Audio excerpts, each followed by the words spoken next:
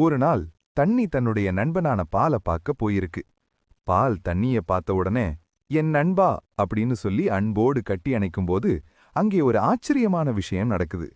அதுவரை கம்மியான விலையில் விற்று கொண்டிருந்த தண்ணி இப்பொழுது அதிக விலைக்கு போயிருச்சு. ஆச்சரியத்தில் உறைந்து போன தண்ணீர், எப்படி நண்பா நீ என்னை தொட்ட உடனேயே நான் ஒரு அமிர்தமாக மாறிட்டேன், இதுக்கு நான் என்ன கைமாறு செய்ய போறேன் அப்படின்னு கேட்குது. அதற்கு பால் சிரித்துக்கொண்டே சொல்லுது, நண்பா, நீ ஒவ்வொரு தடவையும் என்னை பார்க்க வரும்போது உன்னுடைய நிறம் மாறாமல், உள்ளே கலப்படமில்லாம, சுத்தமான, எந்தவித எதிர்பார்ப்பும் இல்லாத ஒரு நண்பனா வந்து நிக்கிற. உன்னை அன்போடு கட்டி அணைக்க நான் தான் கொடுத்து வைத்திருக்கணும். ஆனாலும் தண்ணீரின் மனம் அதை ஏற்றுக்கொள்ளவில்லை.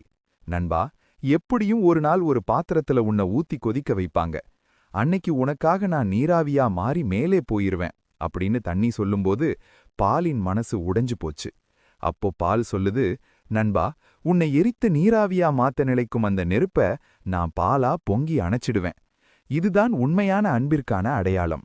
என்றைக்கு ஒருவர் மற்றொருவரை விட்டுக் கொடுக்காமல் இருக்க வேண்டும் என்று நினைக்கிறார்களோ அன்றைக்கு அவர்கள் 2 பேரையும் யாராலும் தொட்டுக்கூட பார்க்க முடியாது. உங்கள் நண்பனுக்கு ஒரு ஆபத்து வருகிறது என்றால் அந்த ஆபத்தை அடியோடு அழிப்பதற்கு நான் வருவேன் என்று உங்கள் நண்பருக்கு தெரிவிக்கும் வகையில் இதை ஷேர் பண்ணிட்டு சேனலை சப்ஸ்கிரைப் பண்ணிருங்க.